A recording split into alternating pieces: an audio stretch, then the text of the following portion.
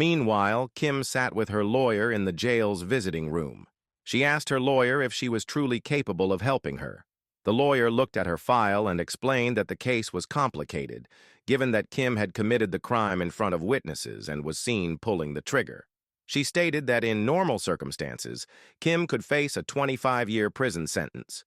Kim froze, trying to calculate how old she would be upon release. Not wanting to spend the prime of her life behind bars, she asked if there was a way to overturn the sentencing. The lawyer responded that they could either shift the narrative toward her having mental health issues, which could reduce the sentence to about 15 years, or plead guilty and potentially face 20 years. Kim's heart sank. She hadn't expected to hear that jail time was unavoidable. She broke down in tears, expressing regret for her actions and claiming she hadn't meant to shoot Woo Bin, but had been clouded by emotions. Her lawyer comforted her, assuring her that despite the tough options, she was one of the best in her field and would do everything to win the case. She emphasized that it was only the beginning and promised to fight for her. Kim wiped her tears, feeling slightly comforted. Later, Woo Bin and Sunjin had lunch together. People in the restaurant recognized Woo Bin and discreetly took pictures of him. Sensing his discomfort, Sunjin suggested they leave, but Woo Bin insisted they stay, acknowledging that attention was inevitable once he resumed normal life.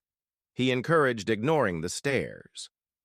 Changing the subject, Sunjin gently told Woo Bin that it was time he gave his mother a chance, pointing out that she had stayed by his side during his coma and had been visibly heartbroken. Woo Bin, focusing on his food, responded that he would try. It wouldn't be easy, but he was willing to make the effort. Sunjin then shared good news, his face lighting up as he revealed that he and Minsu were expecting a baby. Woo Bin's mood instantly lifted. He congratulated Sunjin loudly, causing people in the restaurant to glance their way.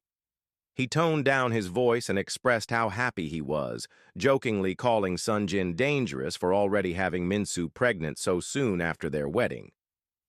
Sunjin felt awkward with the joke, but Woo Bin simply laughed, genuinely happy for his best friend. As they left the restaurant, Kim's former fiancé rushed after them. He greeted them and explained that he had seen them earlier but didn't want to disturb them.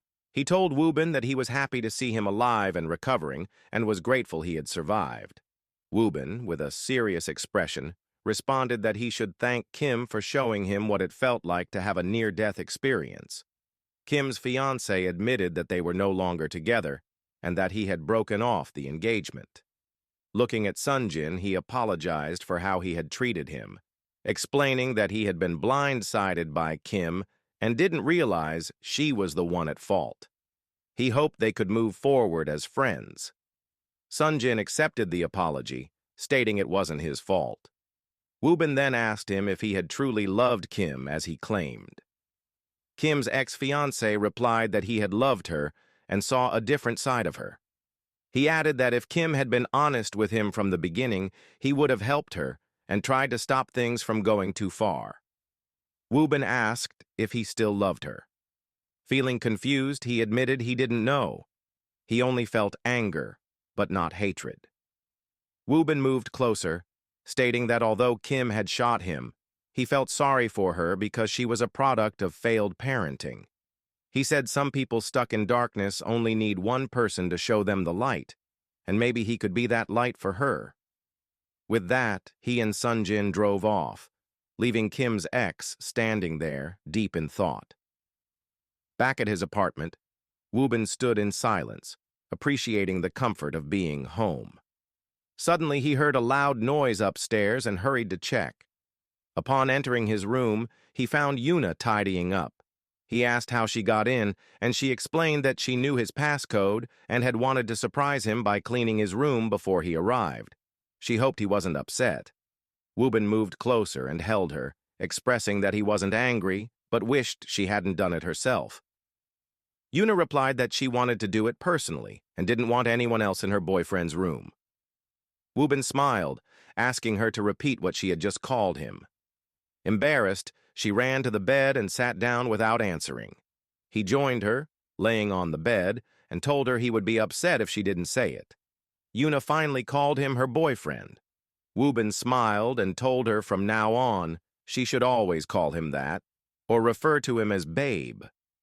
Yuna smiled and used the word babe, and Wubin kissed her forehead, expressing his happiness to be home and thanking her for being thoughtful.